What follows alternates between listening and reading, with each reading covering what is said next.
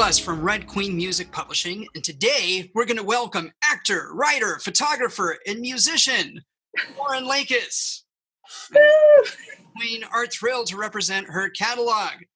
And she has a new record coming out, Daughter Language, and out now are already 2 singles, and I've heard both of them and 1 video. How's it going, Lauren, and how was your surfing lesson? Things are going well, thank you. My surfing lesson was very difficult and still a little bit sore, but overall good. Tell us the importance of Baltimore to your upbringing, and maybe even talk about one important story that you hadn't talked about in your other interviews. It's a very real place, but with that, it can also be pretty harsh and pretty dark. Like, I feel like my work ethic is definitely from having been raised in Baltimore, like just having to kind of make everything happen for myself. I like dark art. I like anything that's just like real. I like, anything that kind of like explores the underbelly of society, people who like don't normally get a voice, that kind of thing. Wait, you wanted me to tell you a Baltimore story? Oh, yeah, we'll do that first. Sure. Oh, yeah. Tie them all together. Okay, this is like the quintessential Baltimore story. I was 15, like walking in the middle of the day with my best friend, and we were like walking to CVS to get a roll of film developed. We had gotten on like the tour bus of like some band that came to town. I won't say the band because I don't want to like implicate them for hanging out with minors, but I was like really excited to get this roll of film developed, and we were robbed at gunpoint by 2 other like teenage boys, and yeah, they were just like really chill about it, and they were like, they said, "This is a stick up." And we were like, what? Like, you're our age, dude. Like, what are you doing? So, but yeah, I mean, we gave them our stuff and just kind of stood there dumbfounded, like, what just happened?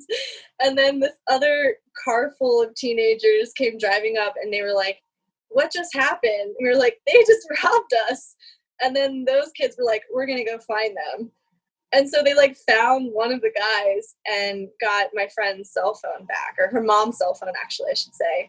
That sounds pretty intense. Yeah. Wowzers. Continuing the theme of theft, tell us this this pivotal artistic direction shift that happened via your stolen goods from your car. I had just moved into like a different neighborhood in Baltimore, and I had moved like more into the city. So at that time I was really focused on photography, and I did a lot of portrait photography, and I shot people who like I couldn't really shoot again even if I wanted to, and I left a big bag. It had my Nikon camera, it had a box of all of my best prints, because I was gonna like make a book out of it. I had an internship set up like that summer, and that was one of the projects we were gonna do. And I had this binder, it was like this thick of like sheets of negatives, like basically every negative that I've ever made in my whole life was like in that book.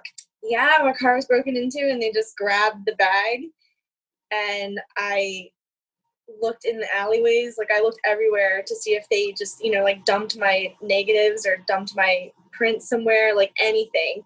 And I found like some prints that were ripped up, just like thrown around the alley. But I never found, the book or my box of prints. And so, it was like any evidence that I had ever been a photographer was just like gone.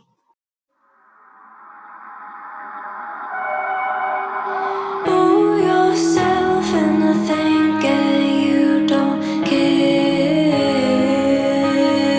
but you do.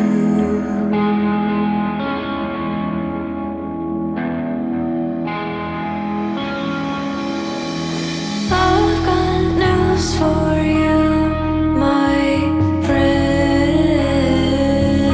It's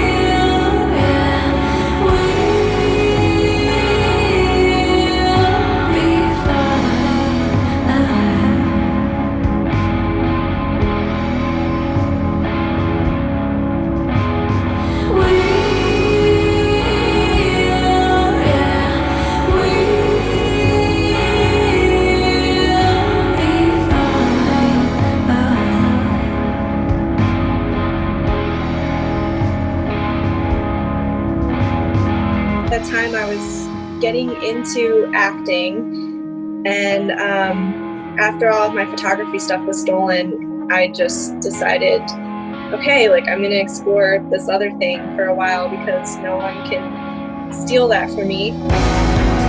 See you walking on the water, praying for a miracle now. Won't you fuck it up, suck it up? Do you got your miracle now?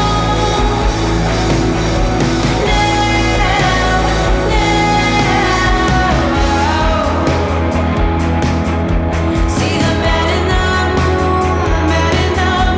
is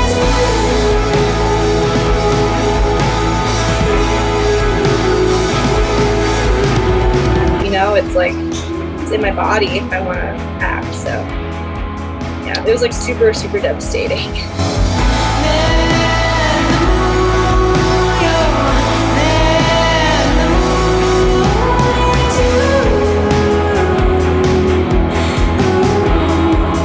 Like I don't think I'm over it still.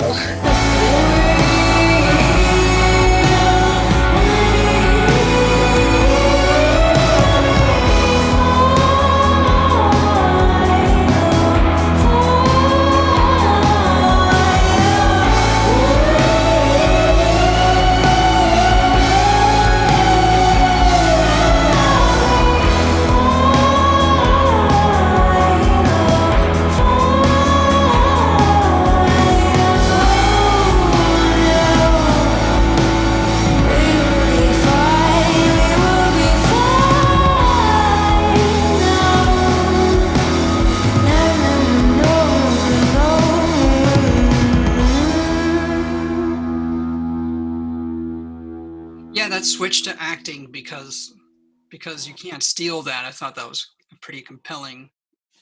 Thank you. Answer. Yeah. Yeah, I mean, it seemed like one of those things where the universe just kind of stepped in and was like, now we're going to go down this path for a little while. So I recently learned that you got into music through the church. So tell us about your early music education, and then also, when did you start playing guitar? I was in Catholic school from basically first grade through high school. I ended up going to an all-girls Catholic high school. And so, like, choir and, choir was just, like, a huge part of my life. And, like, my earliest memory of singing is like, in the church, for better or worse. It is what it is. Started playing when I was 14. And I remember so my mom was in NA, and then her best friend or her sponsee in NA, the sponsee's husband taught guitar and was really good at it. And so I started taking lessons with him, and he would teach me a lot of classical stuff, but then as a treat, at the end of class, he'd be like, okay, what rock song do you want to learn? Because the rock songs were always so much easier than whatever he was trying to teach me in the lesson. And he taught me how to tune into drop D, and I remember being really excited about that at the time because I was like, oh, this is sick, I can play Stained, this is great. Okay. And but then I don't know, I was really insecure and just not confident at all, and didn't even think that I could write my own songs or anything. So I would just play guitar and play other people's stuff in my room, not really didn't really let anyone in on that part of my world. I didn't honestly get serious about guitar until probably 4 years ago.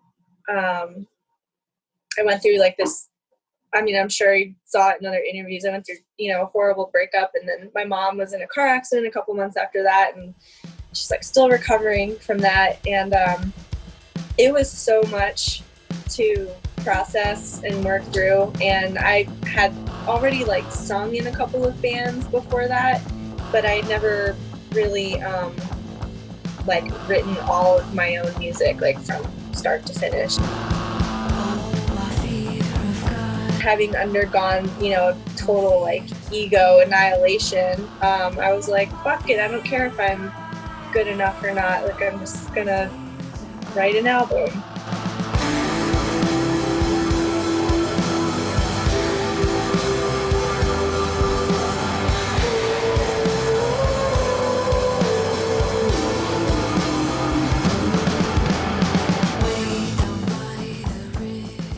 What's your process for writing a song?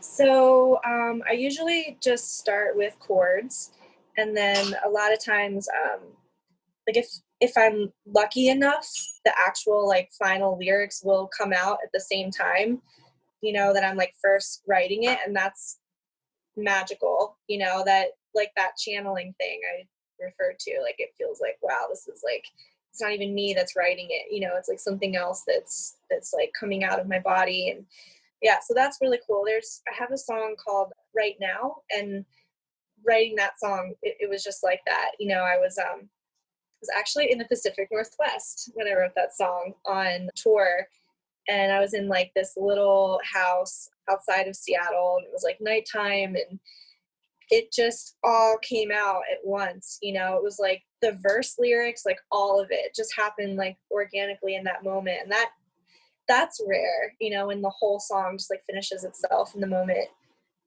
But normally it'll be like, chords, and then I'll hear like what syllables should be there, so it's like, I mean, you're probably like, you write too, right? Yeah. Yeah. So it's like, sometimes you hear like it should be like a, oh, this should be like a syllable, and you can kind of like, I just like mumble my way through it a lot until the words show up. How would you describe the trajectory of your 3 records that have come out in the last 3 years? Knowing nothing to like knowing a little bit more. That's the trajectory. What about your new record, Daughter Language? I feel like the subject matter kind of jumps all over the place, but there's this like unifying theme of working my shit out, I guess. I kind of ask myself like, okay, like, how am I showing up? Why am I showing up the way I am? And like, do I like the way that I'm showing up? If I don't like it, is there any way I can change it? I guess it's kind of like looking at like unconscious programming, and like not even realizing that there are specific points throughout childhood. I got this idea about the world, or that idea about men, or this idea about like what I'm capable of, or, it's kind of like fragments of experiences. I don't know, I guess it's how it is for all of us, right? It's like there are these like pivotal moments all throughout life that just kind of culminate into like who we are and our mindset. I spend a lot of time thinking about that stuff. What's the story that I'm telling myself? Or like, what's the narrative that I'm like choosing to run with in my life? Fear of God, the track that came out today, like that's talking about, just like being in Catholic school, like being Catholic. What was the idea of like the father for me? Because like my idea of like what a father is or what a dad is like way different, from anyone whose dad was like there from the beginning. Like I didn't even meet my dad until I was 7. I don't know. It's like I was like cool with being dadless. But then it's like, later in life you have to stop and like look back and just ask yourself like, wait a second, like that probably had a huge impact. And do I like the impact that it's having? Pretty much no, I don't like the impact that it's having. But then it's like, how do we look at these things with non-judgment and with compassion? So that's, again, a really long, rambly answer about the record. But basically, it's just touching on a lot of different things. Like, it's not just about, like, romance. It's not just about, like, depression. Or it's not just about, like, how does childhood dictate, like, all of these pockets of existence, like, in the current times. Your relation to your family and family structure seems to be really connected, whether it's as a daughter, in some ways it almost feels like as a mother. And now with this new single, you're connecting the father figure to God. Yeah, that's kind of heavy, huh? So, like, growing up, it was just like me and my mom. She was using heroin for a few years, like basically from the time I was, like 7 or 8 until I was 10. My father didn't know that any of that was happening. A lot of people didn't know that that was happening. I don't even really have a lot of memories for those, 3 or 4 years, which again, it's like I never really thought about it until the past couple of years. I remember having to be like a mother to my mom. I do remember that feeling, and I still sometimes kind of feel like that. She's had a lot of like physical issues just with her body and just like needing to be taken care of. After the car accident that she had too, she suffered a spinal cord injury, and like she still hasn't walked yet. So a lot of that has informed the record, I'm sure. Yeah, what does it mean to be a daughter when you have a mother who is like not necessarily in a space where she can be the mother, or when the mother needs to be protected? Even you can't change what's happened. You can change the way that you look at what happened and the way that it affects you today. Like, I can change the narrative around it, but I can't change what happened. And ultimately, like, whatever did happen during childhood, like, it wasn't even my fault anyway, Tell us about what it means to be a woman musician. Well, I think women innately are creators, right? Like, we already have this like creator energy inside of us, like we can create like tiny humans. As a woman, if you can really like acknowledge that and harness that and like use that creative power, you can do anything. I truly feel that way. I don't think that like, it's like better or worse being a female musician. It just depends on like what you're focusing on. Like, I think sometimes as a woman, we end up kind of like putting down the male creative force inadvertently, like not realizing it. And so I guess we both have our strengths and weaknesses, and different stories and different perspectives to tell. But I think that as a woman, you already, without having to like work on it too much, have this like open channel to that creator energy. Being a woman in music means a lot of different things depending on the situation. I don't look at myself as having like any less opportunity because I'm a woman. If anything, actually, I think it serves me in a lot of ways. So it kind of like can go either way,